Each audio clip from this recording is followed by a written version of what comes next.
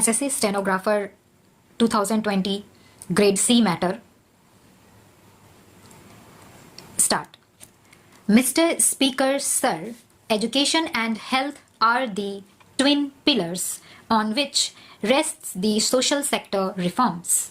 The total allocation for the education sector will be increased by 20% in next year.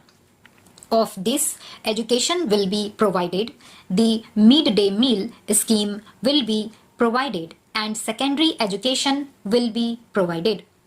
The focus will shift from access and infrastructure at the primary level to improving quality of learning and ensuring access to upper primary classes. A model school program with the aim of establishing high quality model schools will be started. In order to make such schools more accessible to scheduled castes and scheduled tribes students, government plans to establish Navodaya Vidyalayas in the districts that have a large concentration of scheduled castes and scheduled tribes.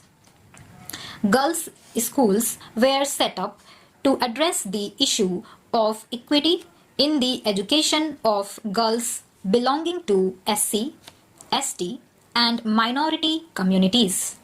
So far, schools have been started, and I propose to allocate funds to set up an additional schools in educationally backward blocks. I also propose to provide a fund to set up new or upgrade existing hostels attached to the girls' schools. Last year, I had announced the National Scholarship Scheme to enable students to continue their education beyond class 8 and up to class 12. The scheme will be implemented in the beginning of the next year. The midday meal scheme has been extended to upper primary classes in educationally backward blocks. The scheme will now be extended to upper primary classes in government and government-aided schools in all blocks in the country. This will benefit an additional children, taking the number of children covered under the scheme. Knowledge is power. It is knowledge that will drive success in the 21st century. India has the opportunity to become a knowledge society. Following the Prime Minister's announcement, government will establish one central university in each of the uncovered states. We propose to make a beginning in next year by establishing 16 central universities.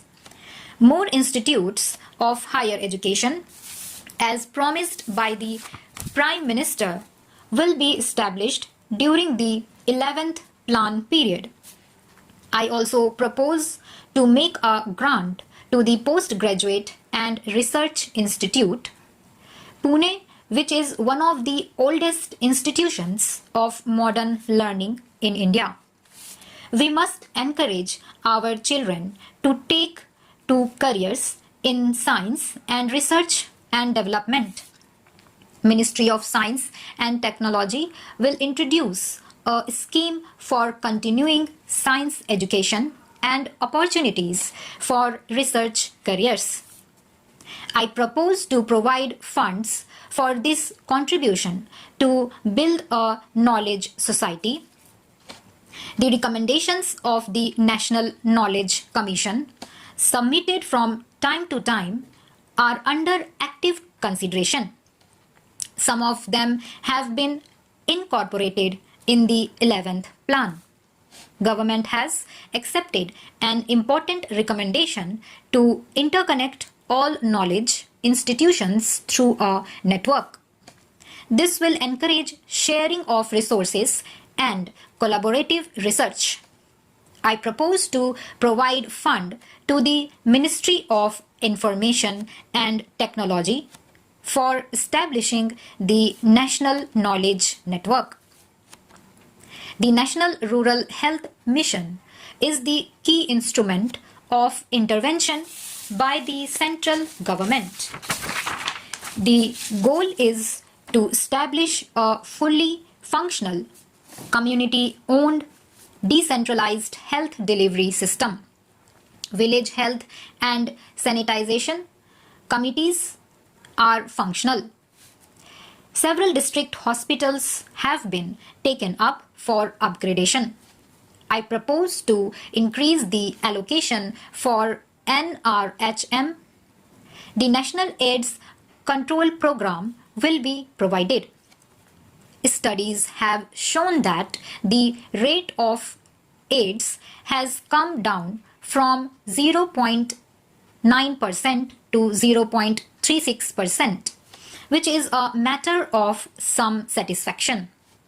The drive to eradicate polio continues with a revised strategy and a focus on the high-risk districts in Uttar Pradesh and Bihar. I propose to provide fund for this purpose. Two major interventions are planned to be started in next year. The first is the National Health Mission that will provide a health cover for every worker in the unorganized sector. I am happy that most of the states have agreed to join the mission, and it will be launched in Delhi and in the states of Haryana and Rajasthan. A national program with a plan outlay will be started. Among other measures, we will establish during the 11th plan period 2 national institutes, 8 regional centers, and a department for medical care in 1 medical college level hospital in each state. I am also happy to announce that the remuneration of Anganwadi workers will be increased from rupees 1,000 per month to rupees 1,500 per month.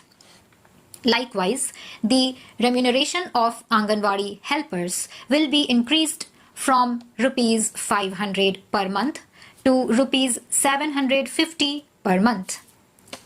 Over 18 lakh Anganwadi workers and helpers will benefit from the increase.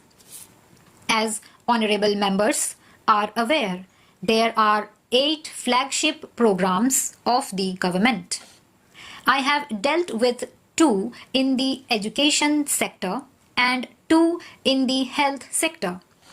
Let me now refer to the allocations that I propose to make for the other programs. The National Rural Employment Guarantee Scheme will be rolled out to all rural districts in India.